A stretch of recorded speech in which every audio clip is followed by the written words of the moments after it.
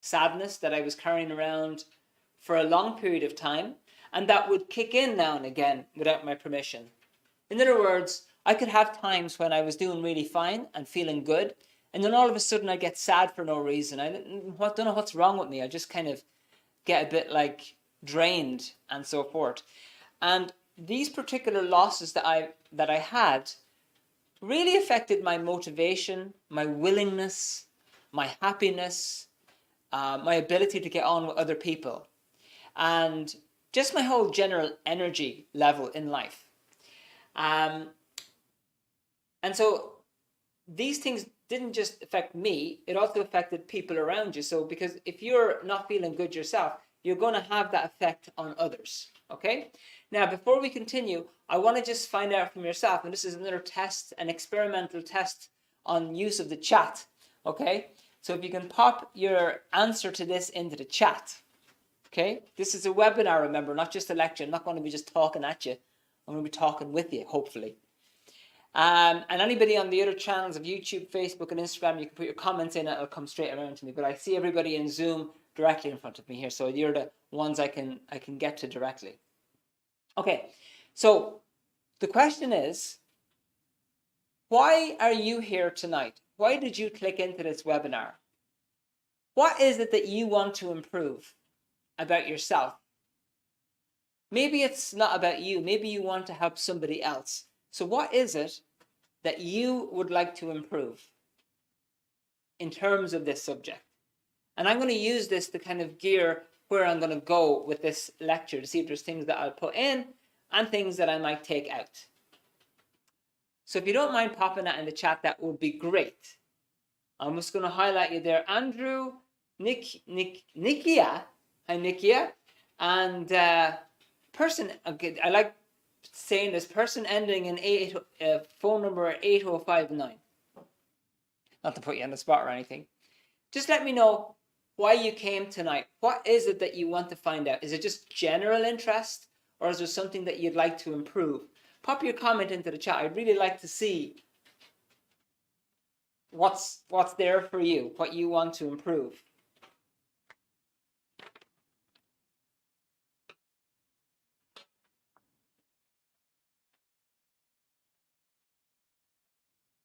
I'm waiting for a torrent of comments to come in.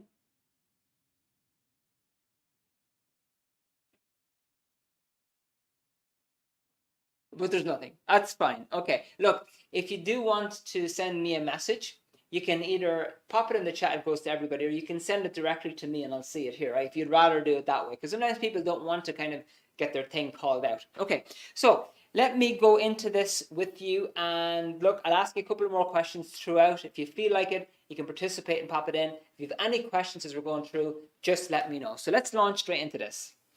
I've told you my story. Okay. What really changed the game for me was this subject of Dianetics. Completely handled it. There is a therapy in this book which really shows you how to get to the root of these things and be able to move on from them in your life. All right. Now, there's also techniques that I got help with. There's a book, I'm going to show you about this later on. It's called Solutions for a Dangerous Environment.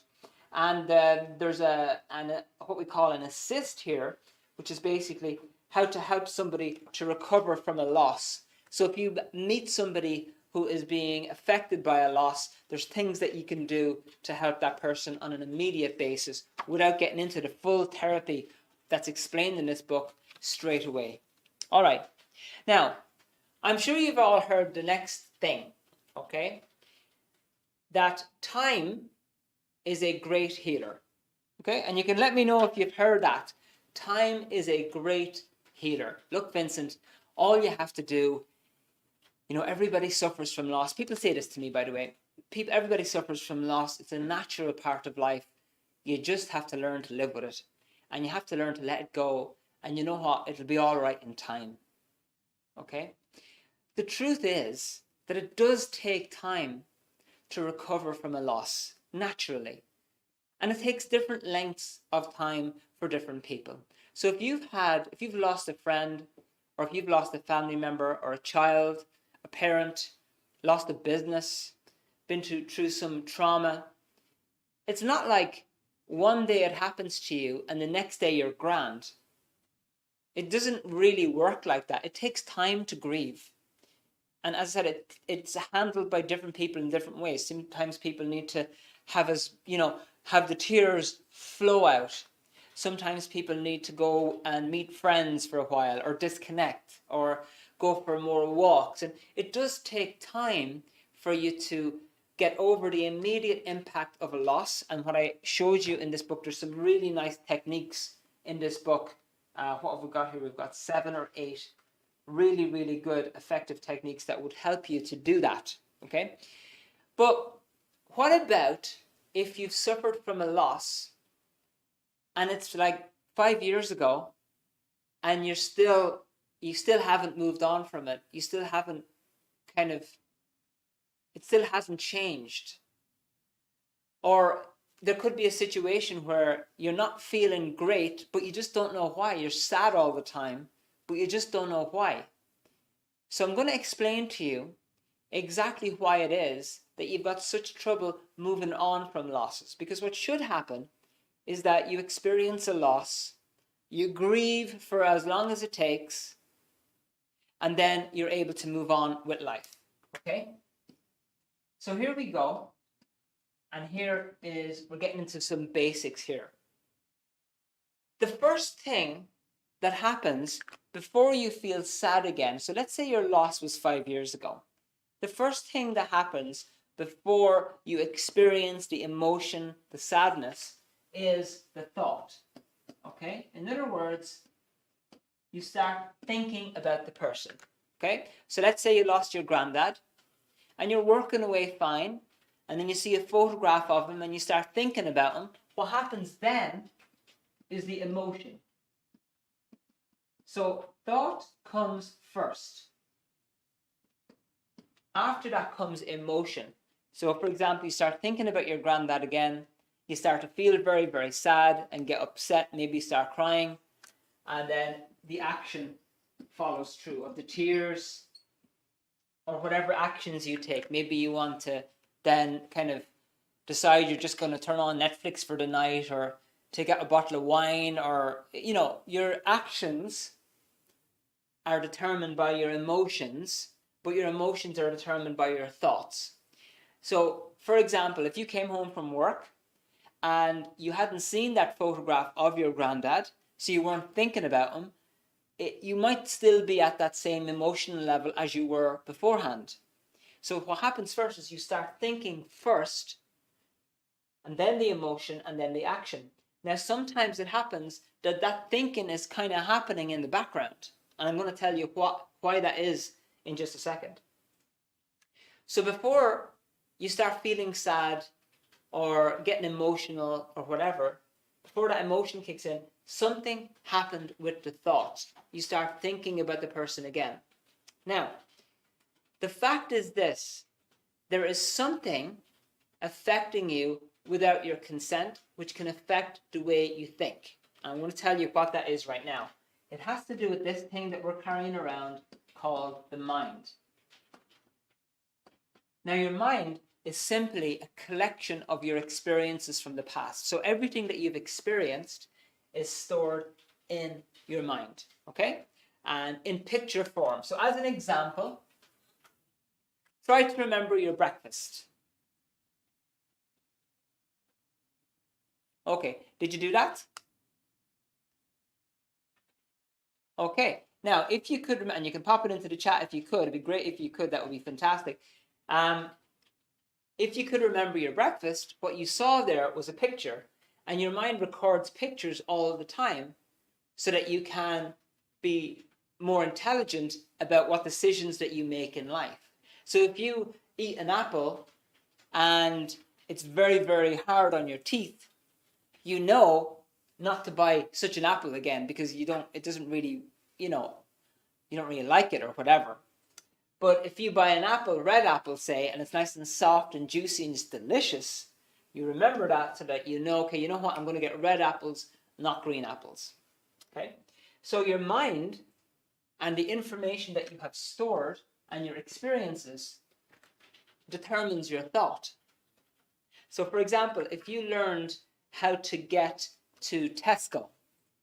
You want to go to Tesco to do your shopping, and you know what the quickest route is because you have a memory here of the quickest route.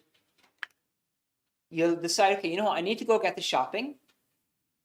You're going to examine the pictures in the mind so fast, and then you're going to come out with this thought, you know what, I think I'll go the back road.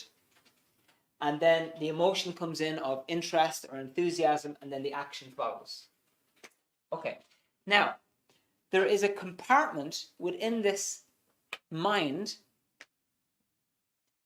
which stores all the pain.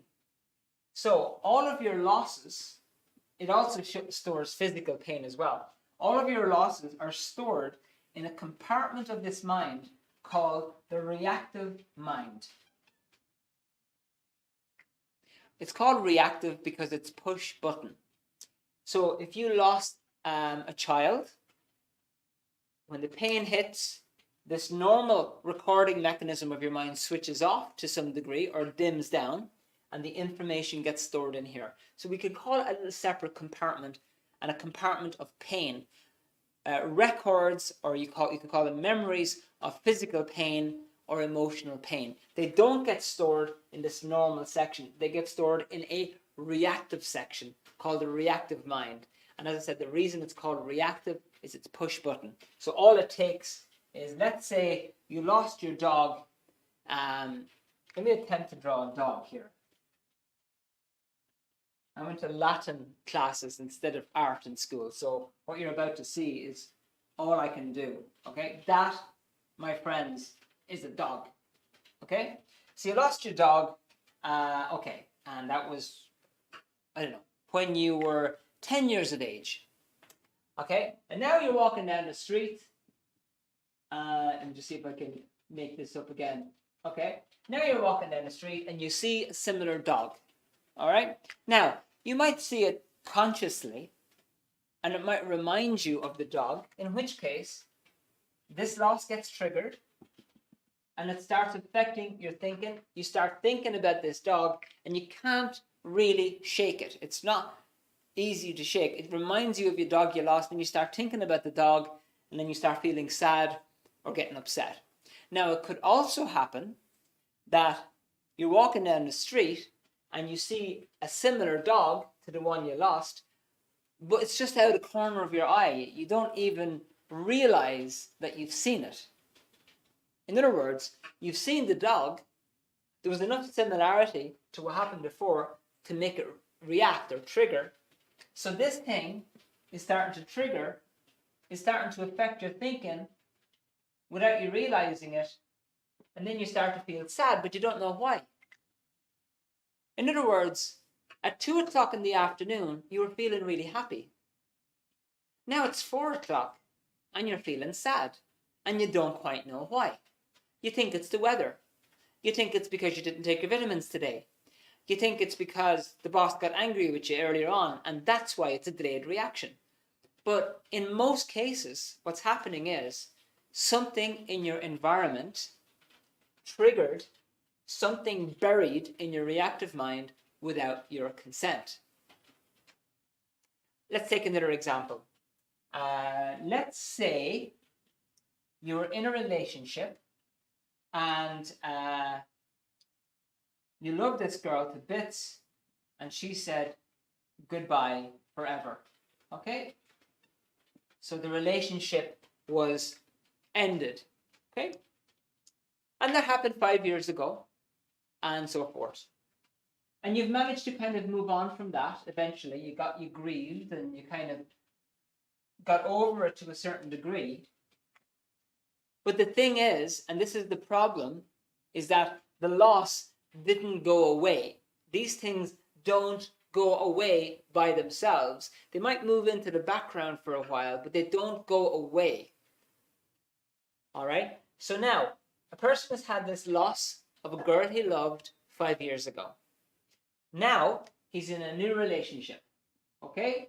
And it's actually going well. He's in a new relationship and it's actually going fine. They've been together for a year and it's perfect. Okay? But one day they have an argument and she says to him, why did I pick you? Okay? So she's very angry with him because he burnt the dinner. And this is their first real argument. He burnt the dinner, and on top of that, he was home late. All right? So she's upset with him, and she says to him, why did I pick you? Now, there's enough similarity in that statement to what this girl said to him back then. So without even realizing it, this statement and this incident can trigger off that loss without his consent. It starts affecting his thinking. And so a thought goes in the background. Now, often he doesn't quite see it, but there's an underneath thought going on, which is stating that this girl is going to leave him, because that's what happened back here. So there's a hidden thought that's happening in the background where it's telling him this girl is going to leave him because that's what happened before. Whereas that's not the case. This girl has no intention of leaving him. She just said that to him because she was upset. But she's got absolutely no intention of leaving. The problem is he has not recovered really, and he's not completely handled this past loss. So anything that this girl, who's a perfectly fine partner and she's going in the same direction as him, she can just trigger him off, and he can turn from somebody who's happy to somebody who's sad very easily. And then she starts worrying about him. What's wrong with you? Did I say something? And he gets very upset very easily. So if you're wondering why it is that you can't shake these thoughts, you can't shake these emotions, you don't want to feel sad. You don't want to feel upset, and you don't want to feel down. Well, why is it that you feel down if you don't want to feel down? The reason is because there is this part of your mind called the reactive mind affecting you without your consent. And it's getting triggered off without your permission. Okay? Now, the second thing to remember is this. Can I just ask you, I'm gonna try the whole participation thing again here. I'm gonna see if I can get some response. Whoever gives me a response is going to get a little, okay? Because I've been very unsuccessful in getting responses on the chat today. Anyway, have you ever had this? You've lost somebody close to you. And you've gone over it many, many times. And you felt better about it. But then it comes back. And you feel as bad again, or worse. So you talk about it to somebody, or you try to get it out, or you grieve, and you're fine for a while, but then it comes back. And it just keeps coming back. Can I ask anybody in the chat, have you ever experienced that? Let me know in the chat with a comment. Yes, I have, or no, I haven't. Where you felt you dealt with a loss, but it keeps coming back.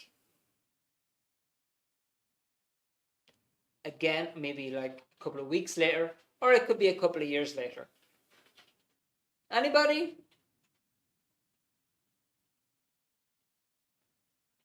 All right.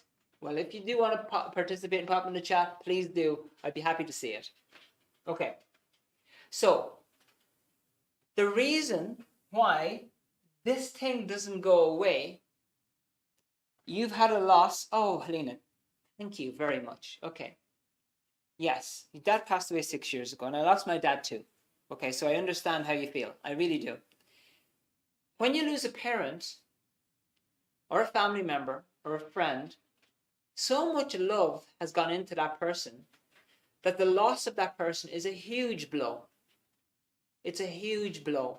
And so you grieve and you talk about it as much as you can, and and so forth. And you feel better for that time period, as I've experienced this myself. But then time goes by, something triggers it off again, or you start thinking again, and the same thing comes back, and it's nearly as bad. It's nearly as bad. And then other people feel upset about you and worried about you and all the rest of it. And then you're okay for a while. And then it happens again, you're triggered, and you feel bad again. And it it just kind of snowballs, and it isn't getting any better. All right? I'm going to tell you the exact reason for that in a second, because it is called the reactive mind, because you're not in control of it. You want to move on with your life. You want to be able to deal with life, because you know that things can happen that are negative, and things will happen in the future that are negative. We all have to face these things, and you know you need to be able to move on and be happy again, and it's a natural thing. The person, your dad, and in fact my dad, they didn't want us to be stuck in the loss. They want us to move on. That's the fact. But it's difficult when you can't, when you cannot do that. Okay. Okay, Sean, yes, and trying to convince yourself you're not affected by this fool's game. Yeah, and so often, thank you, Sean, for that. Often what people do is they say, well, you know what, it's fine, it's grand, there's nothing wrong with me, I'm just going to keep going and keep going and keep going. And you know something, sometimes people can be fine for a while, but all it takes is something heavy to go wrong again to trigger it all off again. All right, thank you. And Helena, my brother is building a house 2 fields away from the home house. Every time I go home, I feel cry. I understand. Okay, thank you, Helena. Now, what we have here is this: you experience a loss. It's stored in this compartment which we call the reactive mind, and all it takes is for you to see or experience in your environment something similar, or something that could potentially remind you of this, knowingly or unknowingly, to trigger it off again, affect your thinking, and then affect your emotions, and then affect your actions. So that loss is the thing that's responsible for it. It's not the fact that somebody's building a house, or you're seeing photographs of the parent every day. I know this myself, and I'll tell you something about myself. Like for me, my dad was a builder. Okay, he built houses for years, and when I lost him, without realizing it, I felt bad for quite a long time, and I realized that the main triggers, after I show you later about some of the techniques and so forth, was actually walls. Believe it or not, seeing walls was a trigger for me, because he was a builder and he built walls everywhere. That was his job, really. The external stuff is not really what's the fault or what the problem. The fault is that it's an unhandled loss. And if that loss has been unhandled, if it hasn't been handled, no matter how many times you've tried, you've discharged it, and it just keeps refilling again. You discharge it, it keeps refilling, keeps refilling. The reason that happens is because, and always and only because, there's an earlier similar loss.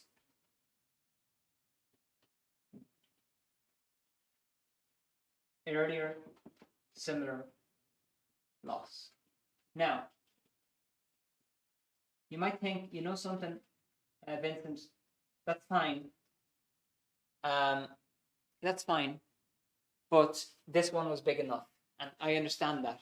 But the interesting thing is that the loss that you experience a year or recently or two ago, it tends to connect up in this reactive mind with earlier similar losses.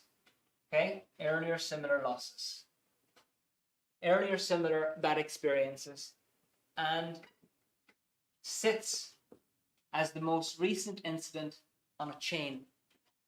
And what I'm going to tell you about later on in this technique of Dianetics, I showed, some of you have seen this at the book, this is what this is about tonight, is that when you're addressing a loss, for sure, by using the techniques of Dianetics, you can get an awful lot to handle this thing, this loss. But normally in a session, you're not just dealing with one incident, you're dealing with a chain of incidents.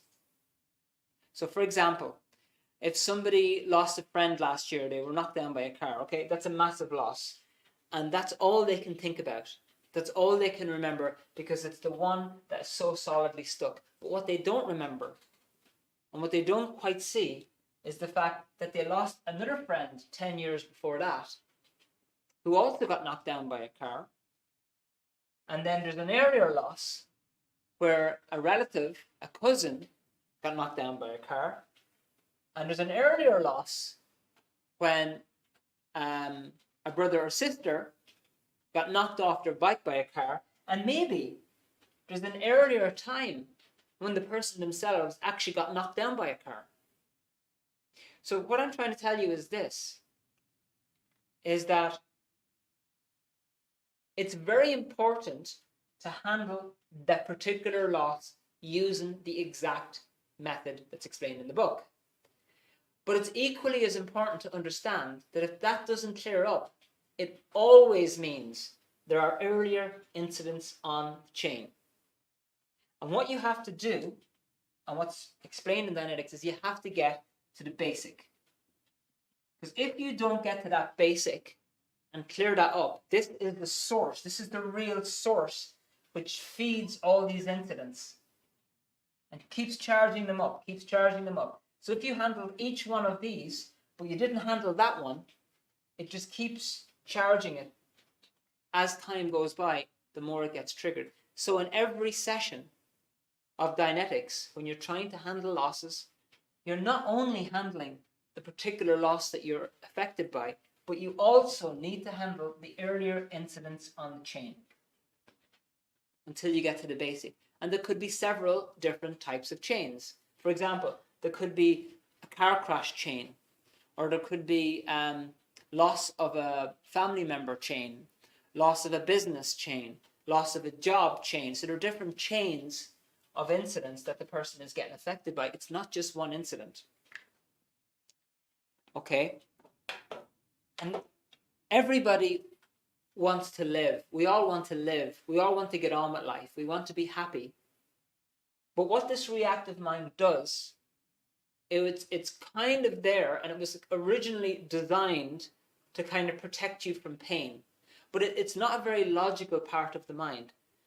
So going back to this example of the guy who lost his girl, he lost a girl here 10 years ago. He loved her. Okay. So what should happen is he grieves for as long as possible, and then he's able to move on. Okay?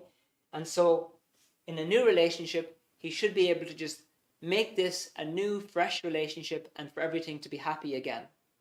But because he's carrying this around, this just keeps reacting and reacting and reacting and doesn't allow him to be able to think clearly and doesn't allow him to have the right emotions for the right circumstances.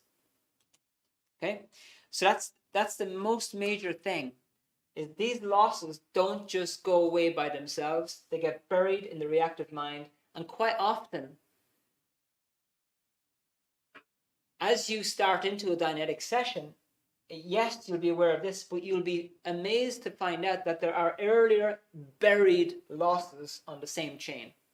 Earlier buried losses which have to be dug up. You don't remember them right now. Maybe you think, you know what, they never even happened. I only had one loss in my life that was significant. Everything else was irrelevant. You learn very soon, as I did, that there are buried losses that are sitting beneath this chain. So it's important not just to handle a loss of your dad, Helena, and for anybody else who has a loss, but also to handle earlier similar losses and anything else connected to it on that particular chain. Okay,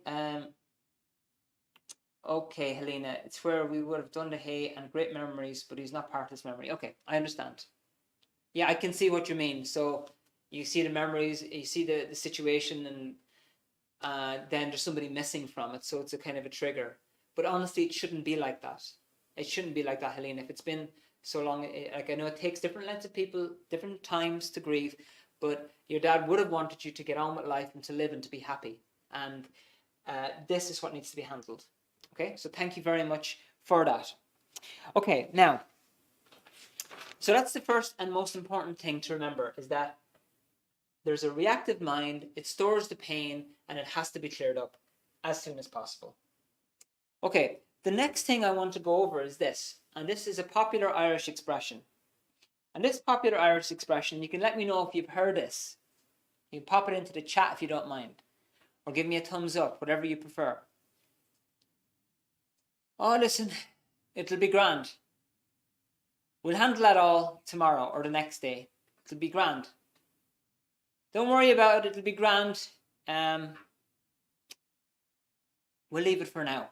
Anybody ever heard that or had that idea, or we'll do it some other day, or we'll leave it for the moment and whatever? In Ireland, we have a very common way. We tell everybody, look, oh, just it'll be grand, it'll be fine.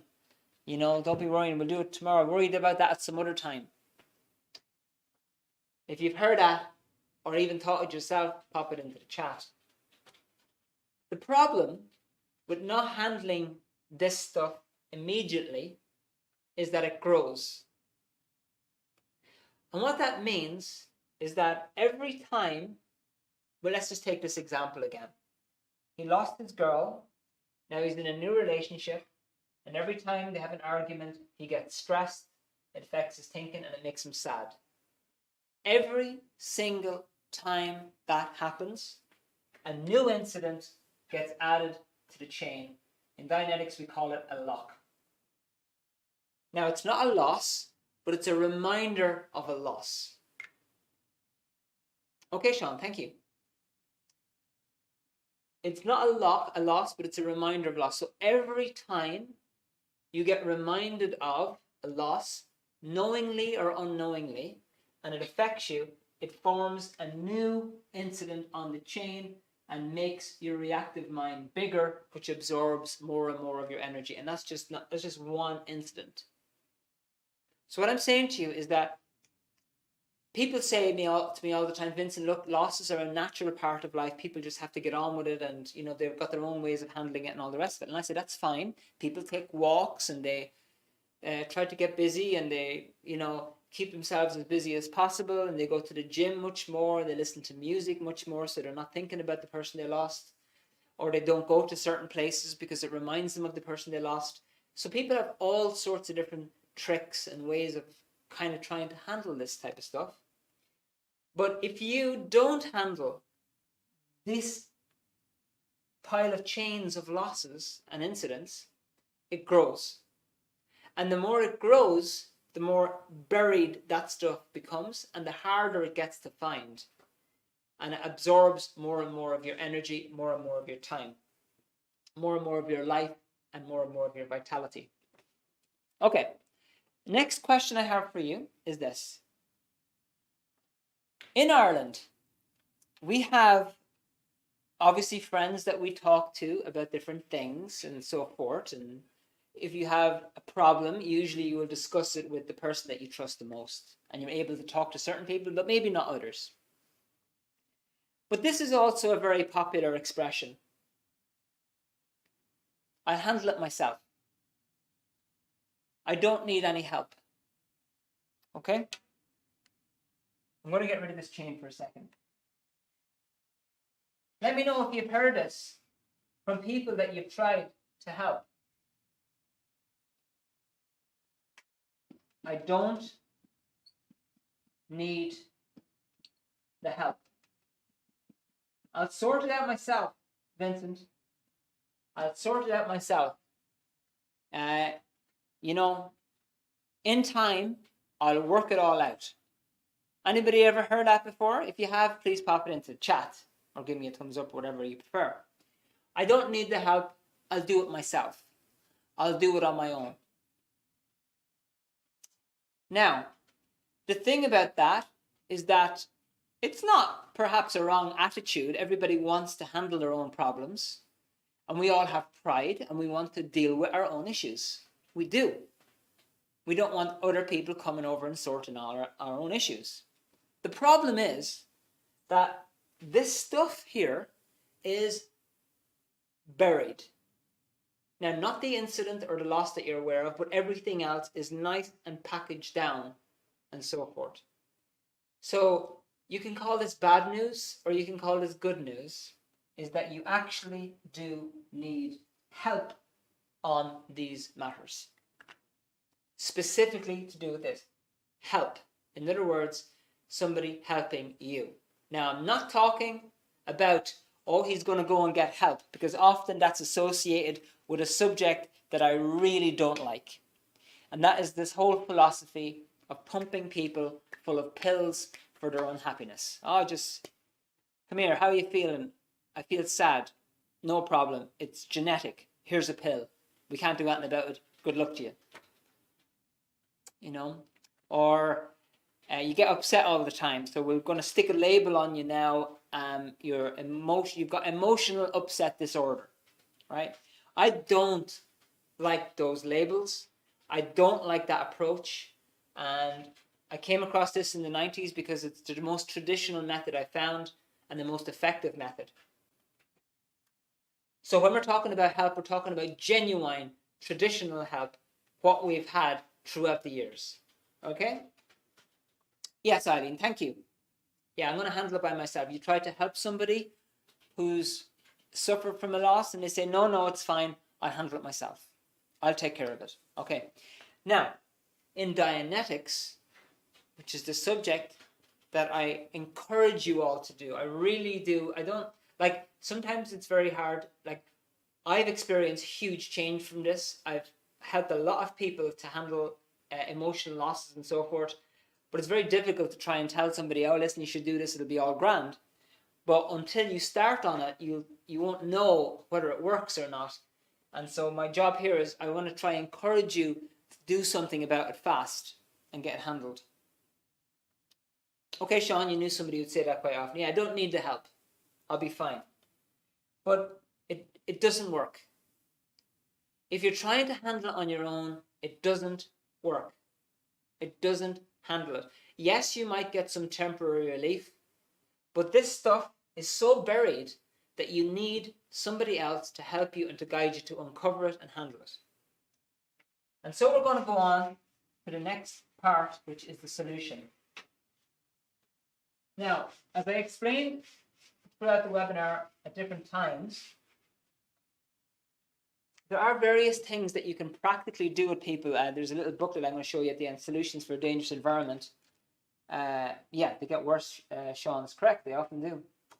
And if you have somebody that has experienced a loss, there are different things. Like in this book, it explains, like, take a walk, and then a technique for handling a loss to help a person to feel better on an immediate basis, okay? So there are practical things that you can do to help somebody immediately. But ultimately, that loss has to be completely dealt with, and any other losses that are sitting beneath it on the chain. So what we have in Dianetics is a workable method to help somebody recover from losses completely and be able to move on with life. That does not mean that you're going to forget about the person that you lost, or you don't love them anymore, or it changes your emotions. Of course not. Of course you love them. But you'll be able to move on with life and recover and be yourself again. And that's the whole purpose of Dianetics. All right? So in Dianetics, we have something which we call auditing. The word auditing means to listen and to guide. It's done with two people. And this is all explained in the book, book 3, chapter 5. I'll tell you a bit more about that in a few minutes, because I'm going to tell you about the workshops that I deliver. The person who's delivering auditing is called the auditor. And his job is not to be a life coach, is not to give advice, is not really to open his mouth very much at all. Best part of his body is his ears.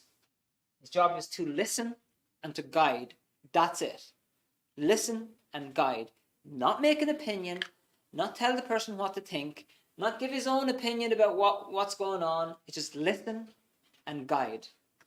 The person who's receiving the help to get over the losses, they've got their eyes closed, but they're wide awake.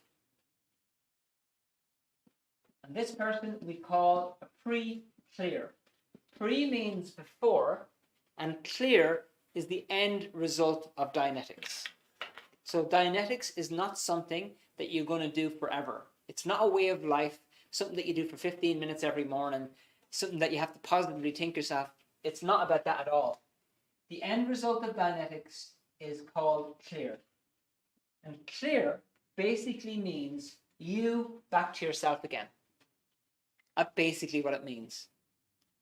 Because what you're trying to deal with in Dianetics are these chains of losses. Loss of your dad, loss of your granddad,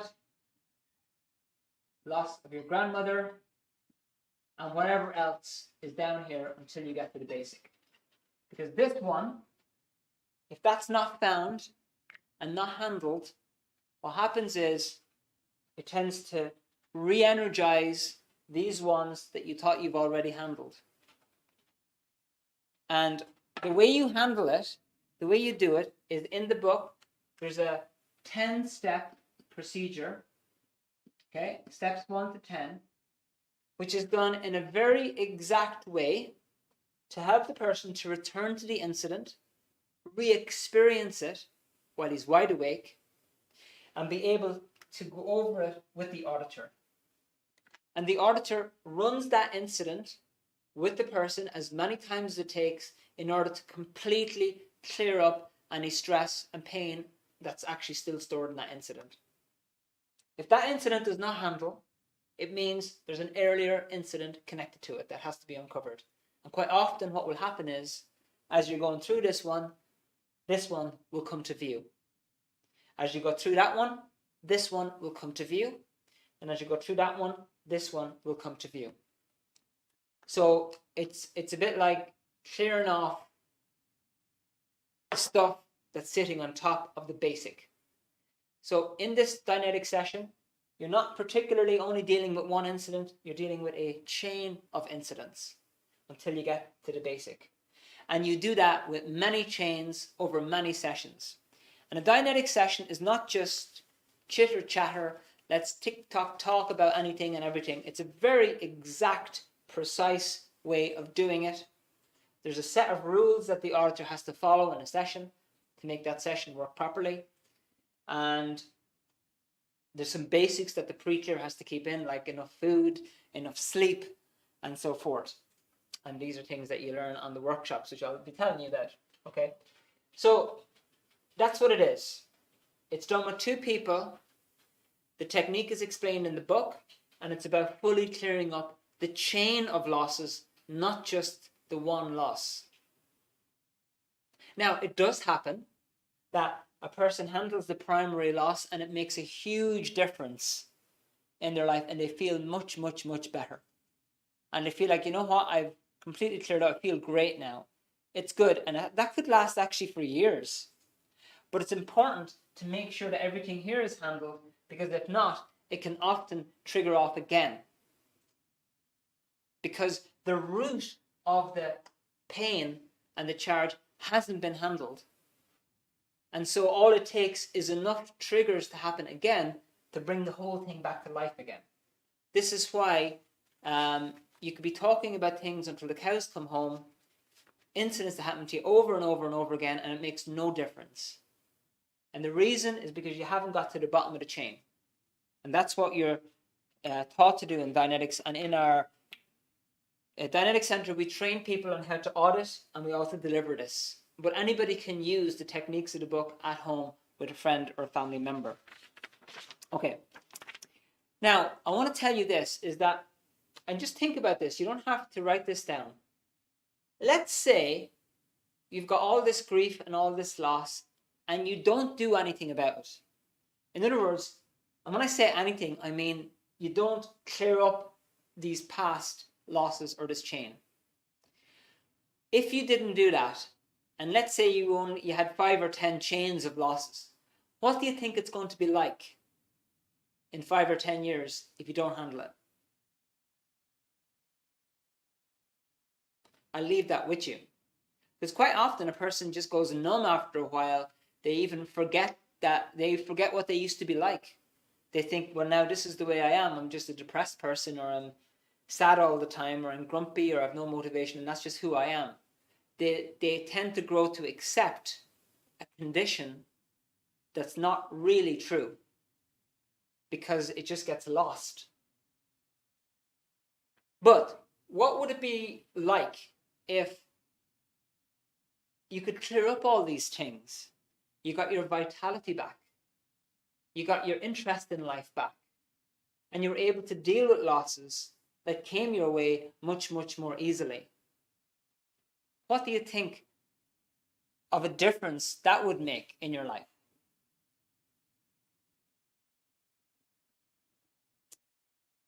Yeah, you're going to lose much more vitality. It's for sure, Sean. Yeah. It tends to get captured, more losses that you have, and you just start to become, you know what, that's just me. I have negative thoughts all the time, and now I'm taking pills. Thanks very much. But anyway, I just want you to think about that. What would it be like if you could clear up all this stuff and you're back to yourself again, exactly what the person that you lost wanted for you, and that you could move on with life? That would be something special. Now, to handle this, what I've done is first of all, I recommend people, before jumping into auditing, they get a little bit of education until they decide that they want auditing, and to get a little bit of education on what's going on for themselves. And so the first step I recommend for everybody, and that includes everybody on this webinar, is an education step. So I've put together a series of workshops, 3 workshops, and the first one of the series is starting on the 29th of July, and it's called Dianetics Explained. So I want to tell you what this is, and thank you so much for waiting for me. I just want a few minutes to show you what this is. So it's 3 workshops. It's on Zoom between 8 and 9 on a Friday night. So we'll have the first one on the 29th of July. The next one will be the following Friday, and the next one will be the following Friday. And don't worry if you miss one. If there's some Friday that you can't attend, don't worry, we do them in a loop and you can catch it the next time around. But ideally, you should do one after another if you can. And on these workshops, I keep it very, very simple.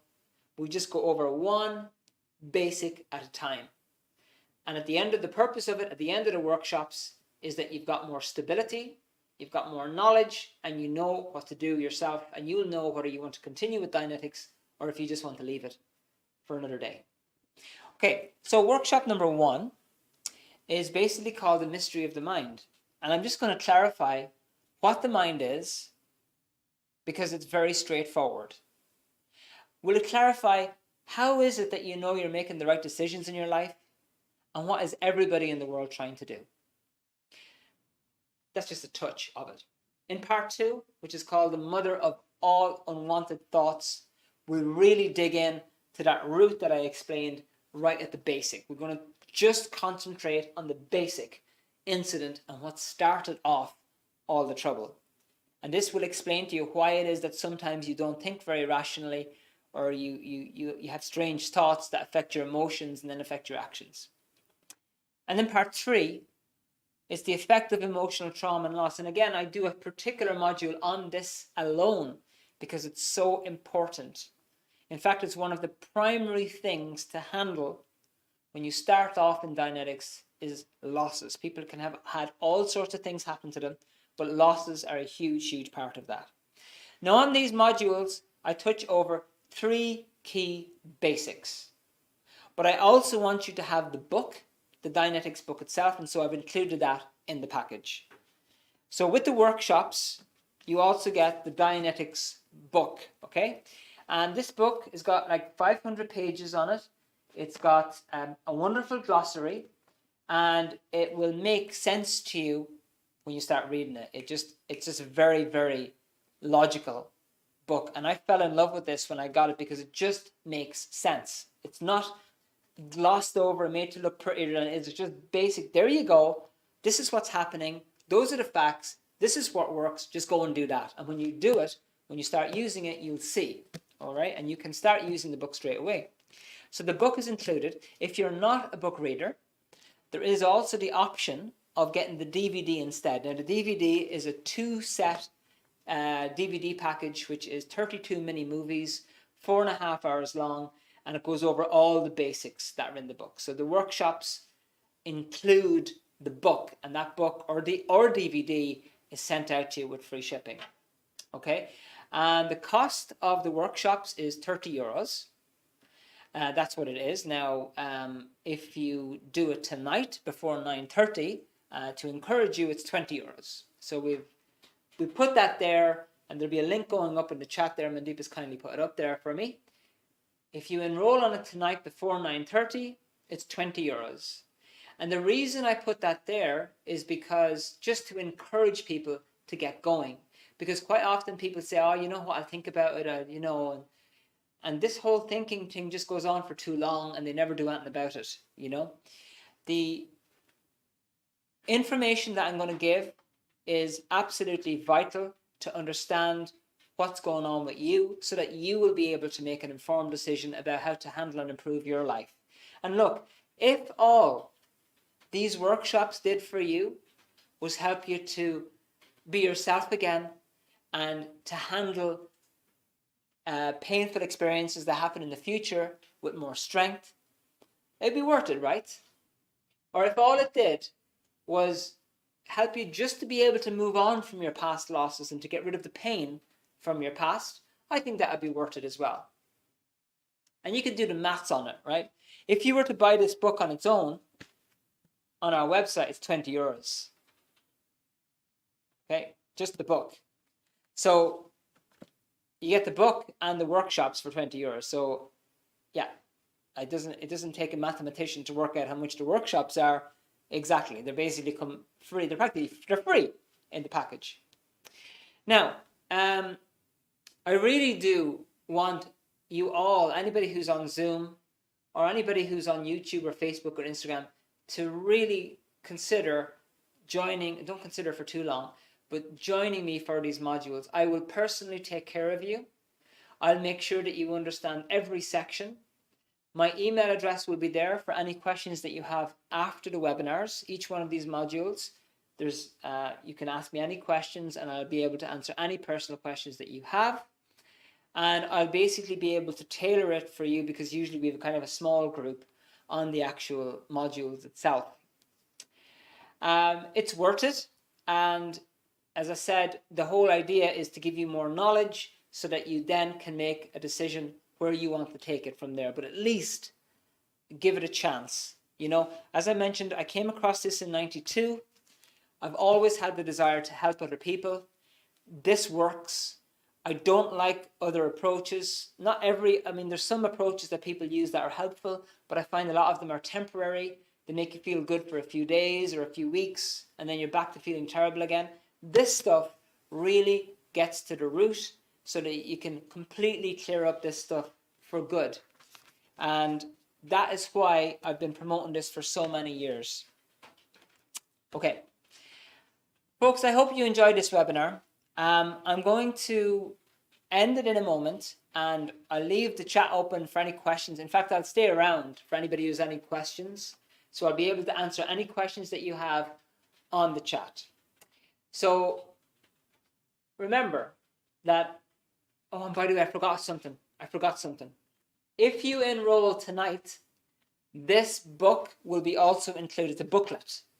This booklet will be included free with the package, and it contains some really useful information and 7 specific techniques, lots of pictures there, that you can use on a practical basis to help yourself and to help other people. So that is also included tonight. So if you get it tonight before 9:30, this will be sent out to you as part of that package. Okay, so remember this. It does take time to grieve, but it happens that if you don't handle your chains of losses, they tend to get recharged and recharged and recharged as time goes on. And the longer you leave it, the more the reactive mind grows. So it's really, really important to clear up your losses and anything that's earlier connected to it using the techniques of Dianetics. It's a very, very exact procedure and it works. That's the most important thing. It works and it gives stable results. But don't just believe me. Get yourself enrolled on the workshops. I'll show you. You can read the book in your own spare time and you can come to your own independent decision about it, and that's the whole purpose of it. So I'm going to leave the webinar kind of open for any questions that people have. Before I do that, I'll just end off kind of. So I want to thank everybody who's joined me on Facebook, YouTube and Instagram. Thank you so much for being here. And if you have any comments, you can pop them in and it'll come around to me on Zoom. And for everybody on Zoom, I really appreciate you giving me your time tonight on this beautiful sunny day in Ireland. It's roasting outside still.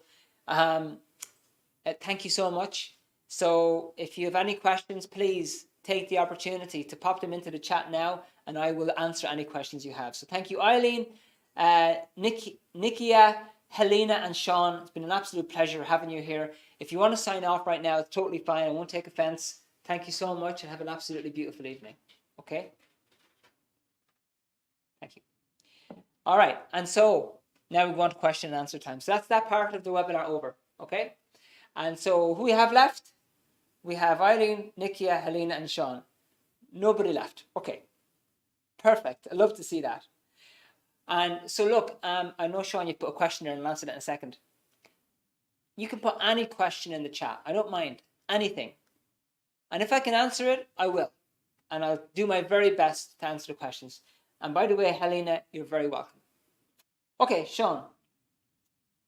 You've only one question. If you're in a really restimulative environment, what's the worst outcome if you stay in the environment? Sean, it's a beautiful question. You know, it's interesting that people go on holidays every year. Why? To get out of the environment that keeps restimulating. And what restimulating means is triggering them off. You're welcome, Eileen. They go on holidays because it gives them a break from the things that are triggering them continuously. And often they're being triggered by things that they don't even know are triggering them. So the person thinks his mother shouting at him is triggering him, whereas it mightn't be that. It could be the sound of a car revving in the driveway that's triggering him. He doesn't quite know, but he thinks it's his mother. So it's quite hard to determine exactly what are the triggers, because your reactive mind is generally, it's a kind of a mixed up mush of an incident, series of incidents. So the problem with staying in an environment that constantly triggers you is that you'll have a tendency to want to withdraw from it regularly. Whereas if you need that environment and it's part of your survival, it's very difficult to do that. And it creates a situation where you want to be out of it, but yet you have to stay in it. But you want to be out of it, but you have to stay. And it creates this kind of a problem. It's an ongoing problem. You can't leave it, but you want to leave. And you're kind of hung between two posts. And so that in itself, as a problem, can be a difficult one to handle. But again, it sometimes is necessary to move out of a stimulative environment, or a trigger environment, as we'd call it, in order to get space enough and to de-stress yourself enough to start handling the reactive mind. Because often, if a person, let's say, goes into session, right, and he goes home and his dad beats him with a stick every evening, okay, so he comes in for a Dianetic session and he clears up the incident that happened last night, which was getting beaten by a stick, by his dad with a stick. Okay, and he feels better. But then he goes home after session and his dad is waiting at the door with him. Waiting at the door for him with a stick. Well, what's the point in doing auditing if that's going to happen? Because you're just constantly going to be handling this constant stuff that's going on. And it's somewhat similar in a restimulative environment. If you're constantly in it and stressed and stressed and stressed, the auditing time gets occupied with handling everything that's happening on a daily basis, so you get nothing done. So sometimes it's necessary to take a break from the environment, get some auditing, and then when you go into the environment, back into the environment, those things don't have the effect that they used to have. And then you can start dealing with them. Because one of the reasons people don't deal with the annoying neighbor or the stressful boss at work is because it's too much for them. But once you've had some auditing and you've cleared up a lot of stuff, then you can go back in and you can actually deal with it. So to answer your question, Sean, what's the worst outcome if you stay in the environment? Okay, if you stay in the environment and you don't clear up this stuff and you're constantly getting triggered, it just grows. The reactive mind just grows. And look, that has different effects on different people. I can't tell you it's going to be the exact same for everybody else. But the longer it goes on, the more things get added to the chain, the bigger the reactive mind becomes. And finally, the person just starts to think, well, that's just the way I am. Nothing can be done about it. I tried, but nothing can be done. And I suppose if you could pick an end result, the end result would be apathy, which would be like, what's the point? And so you don't want to reach that level, because it's a tricky one to kind of dig yourself back out of it. Okay. So I hope that helps to answer your question, Sean. If anybody else has any other questions, please pop it into the chat. And again, folks, I would really like, for anybody who hasn't already, I would encourage you to do those workshops. They're very helpful. Good stuff, Sean. They're very helpful, and they kind of give you more of an insight into what's absolutely happening. I'll give you one little final story. I'll take a few minutes to tell you the story, and then we'll wrap up. And if nobody has any other questions, then we'll finish. And if you do have a question, you can sneak it in there. As I mentioned at the beginning, and I mentioned this in many of my webinars, I started off Dianetics to help other people. I got really good results with other people. I thought, oh my God, this is amazing. This helps people. It changes them. And so I tried it for myself as well. I got somebody to audit me. And I thought, you know what? I probably don't have too much to handle. But I hit some very, very heavy losses. And particularly losses that were buried. In other words, things that I had totally forgotten about, that I didn't think ever were affecting me, that I thought, that's just the past, whatever. But when I hit that in a Dianetic session, boy, did it explode. I think the auditor who was auditing me nearly fell out of his seat. His jaw dropped. He didn't know what to do, because I really hit a lot of grief. And I think in that session, I must have bawled for 2 hours solid, because I don't know, I used up every tissue in Ireland. But at the end of it, I felt like a huge, huge weight had been lifted from my shoulders, and it made such a difference to my vitality, my energy, and my ability to think clearly. It made a massive, massive difference. And that, for me, absolutely sealed the deal. And it's why I want everybody to join me on these workshops. It's why I encourage people to get educated in this subject, because it helps, and for no other reason. Okay, folks, that's my little talk. Again, there's the 3 modules. It's Dianetics Explained. It's done at your own leisure. You'll have my personal email address for any questions. And if you need any help, you can always contact me directly. So I'm going to say goodnight to you all. The chat is going to remain open. If any of you want to sign up for the actual modules tonight, that link is going to be there for another while. The offer is open until 9:30 tonight. And so I will leave you be. Thank you so much for your time. Have a beautiful rest of your evening. Enjoy the gorgeous weather out there. Take a walk or wherever you want to do. And I will hopefully see you again sometime soon. Okay, folks? Bye.